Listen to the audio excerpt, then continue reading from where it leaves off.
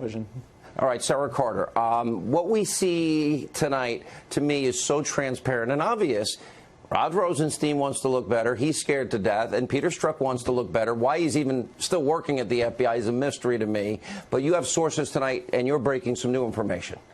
That's right. I mean, it appears that there's a concerted effort on the part of the FBI, members of the intelligence community, and the Department of Justice to try to force the president to delay the release of the memo. And they're doing this in an effort to buy time, according to sources that I've spoken with, so that they can leak information to try to find a way to either discredit the memo or placate those members of the DOJ that don't want to see this released. Sean, they are terrified about the American people finding out what's in this memo, because it does expose members of the DOJ, members of the FBI, and others violating. And it names names, and it actually shows extensive FISA abuse. This needs to be made public. The American people have a right to see this, and the intelligence people I've spoken with and U.S. officials who are familiar with this memo say this memo in no way violates the intelligence community's standards as far as disclosing anything that would be related to national security.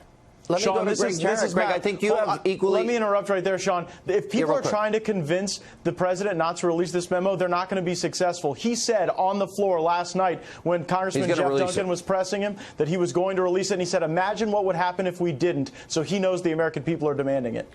Greg Jarrett, I'm reading Devin Nunes's memo back in response to the FBI. Rod Rosenstein, remember, before, just within hours, they were looking for these documents for a year. And just hours before the deadline, it was Rosenstein going, begging, pleading with Paul Ryan. Don't release it. The same thing is going on today about the memo here. I assume you have the same reading comprehension skills that I do. Right. And what I'm reading is that the dossier was used, at least in part, to get a FISA warrant to spy on an opposition party candidate in an election year. And that dossier was full of Russian lies paid for by Hillary. And that would be a crime called deprivation of rights under color of law, punishable by 10 years. You can't use a false document to spy on somebody. Or unverified, but it is false. And if they alter the 302 forms, the witness forms, well, that's obstruction of justice. Look, Rosenstein and the FBI must think everybody in America is really stupid, that they're compounding their felony by trying to cover it up. At first, you know, the pretense of, oh, you're going to reveal sources and methods. They've now dispensed with that fiction, and now they're saying, well, it's omissions. Well, they're the ones who are responsible for the omissions. They've been trying to obstruct a legitimate investigation by Congressman Gates and others on Capitol Hill, which have oversight responsibility under the Constitution.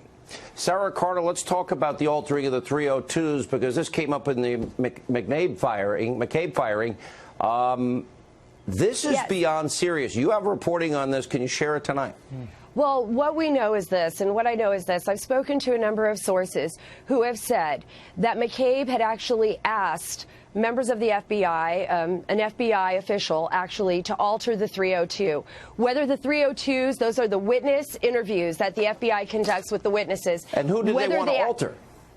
Well, I don't want to talk about that just yet until we verify it, but there was one person in particular that they believe McCabe had asked the FBI agents to alter the 302s. And I think this is significant. It doesn't mean that they altered the 302s, but even the fact that if they were asked, allegedly, if this actually happened, that is a huge violation, Sean. And it's something that they're going to be investigating. Because we're running out of time, what you're saying is, assuming we got the memo tomorrow, that means the day after, and that means next week and the week after, that we're going to find even more abuse than what it is that I'm talking about, right?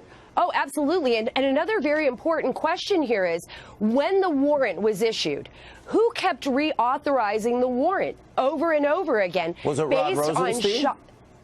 There is a lot of discussion that it was Rod Rosenstein who kept reauthorizing the warrants based on faulty information. Gates, wait a minute. That would mean Rod Rosenstein, the guy that appointed the special counsel Mueller, could have extended a FISA warrant without asking you to reveal anything. Let's say that that's true.